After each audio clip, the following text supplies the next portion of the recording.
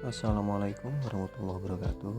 Saya Rizky Rian Abrizal akan membuat sebuah analisis sentimen pada film Kukira Kau Rumah oleh pengguna Twitter menggunakan algoritma Naive Bayes. Di sini saya membuat sebuah tugas yaitu untuk memenuhi nilai pas untuk mata kuliah rekayasa perangkat cerdas. Di sini saya mengambil sebuah film yaitu Kukira Kau Rumah yang dirilis melalui Twitter,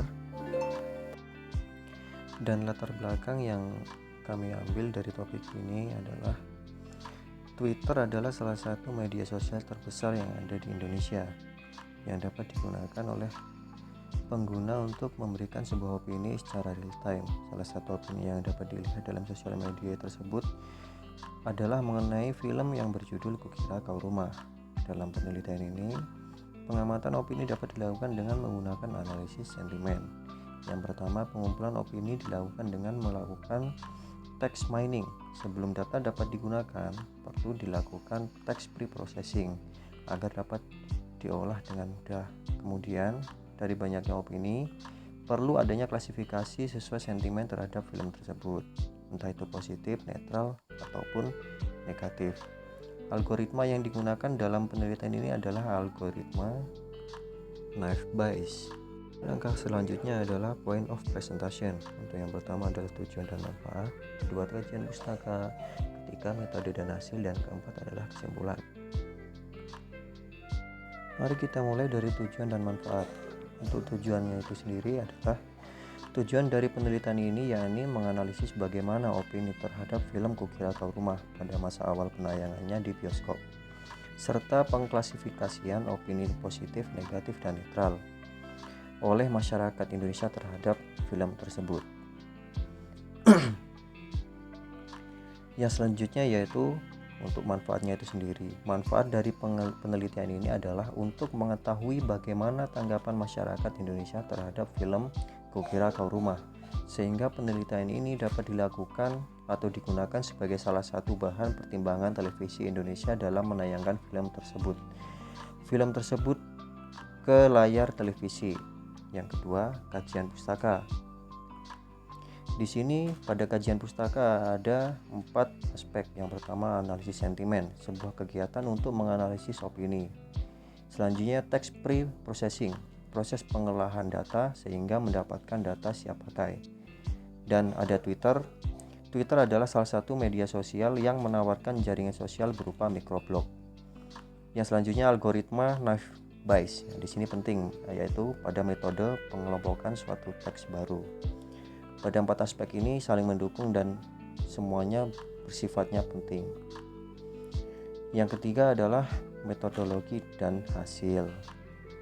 Tak kalah pentingnya, pada metodologi penelitian di sini ada tahap pertama yaitu pengambilan data, tahap kedua pre-processing atau untuk memproses, ketiga klasifikasi algoritma Naive Bayes. Setelah dilakukan 3 tahapan tersebut akan menghasilkan sebuah analisis sentimen. Di sini adalah sebuah proses akhir dari tahapan tersebut. Berikutnya saya akan mendemokan hasil program yang saya buat dari analisis sentimen pada film Kukira Kau Rumah oleh pengguna Twitter dengan menggunakan algoritma Naive Bayes. Di sini saya sudah menginstal library yang dibutuhkan. Di sini ada Sastrawi, Switchcard, dan ada WordCard. Di sini saya mengimport NumPy dan mengimport yang dibutuhkan yang lainnya juga. Dan kemudian selanjutnya di sini proses pengambilan data dari Twitternya. Di sini saya menggunakan scrap bawaan dari Python itu sendiri. Lalu saya definisikan menjadi SN Twitter. Di sini saya mengambil 1000 data dari tweet yang mengandung kata Kukira Kau Rumah. pada tanggal 5 Februari 2022 sampai 20 Februari 2022. Jadi data yang saya ambil ini adalah data dari Twitter yang sudah merilis film tersebut atau 15 hari setelah rilis film tersebut. Dan lalu berikut ada data-data yang kami peroleh. Di sini ada data-data yang kami peroleh, yaitu berisi date, time, kapan Twitter tersebut ditulis. Lalu ada teks dari tweet seseorang tersebut dan ada username dari tweet tersebut. Dan selanjutnya di sini adalah processing data. Yang pertama, pre-processing scaffolding, yang merupakan sebagai penyeragaman huruf, yang dimana huruf besar diubah menjadi huruf kecil. Jadi otomatis ketika ada huruf besar, di sini akan dirubah menjadi huruf kecil. Dan tahapan selanjutnya adalah processing scaffolding. Di sini merupakan pemisahan setiap kata atau penghapusan tanda baca, angka, dan karakter yang terkandung dalam tweet tersebut. Pada proses ini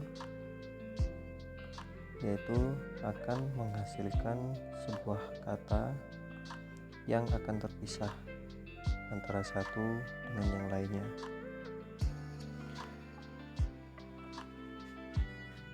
Hasilnya yaitu seperti ini,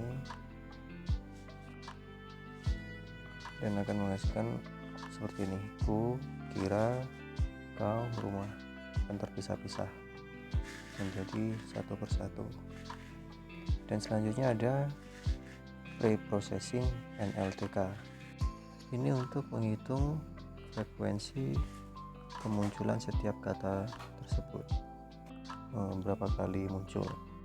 Kemudian di sini ada stopword untuk menghapus stopword itu sendiri.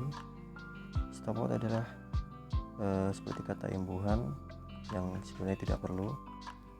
Dan di sini saya menggabungkan stopword dari Python dengan stopword yang sudah kami sesuaikan dengan data. Dan ini stopword yang sudah kami rangkum. Hasilnya seperti ini. Dan selanjutnya processing stemming.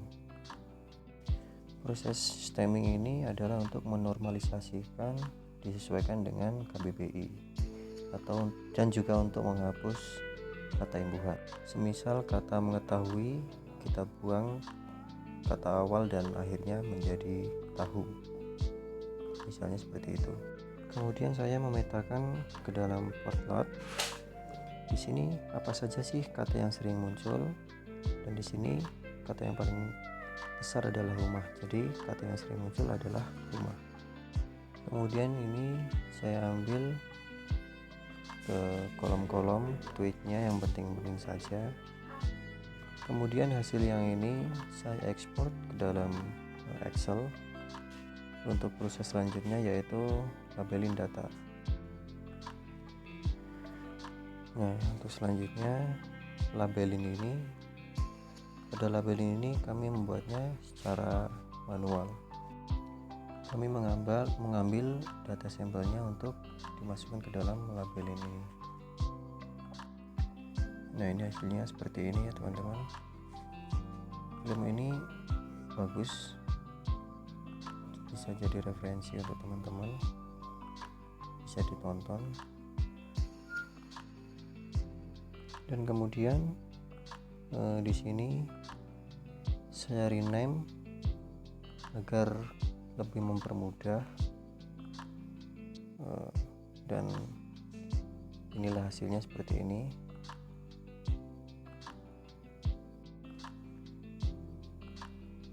Dan ini hasil dari labelinnya. Ada grafik di sini.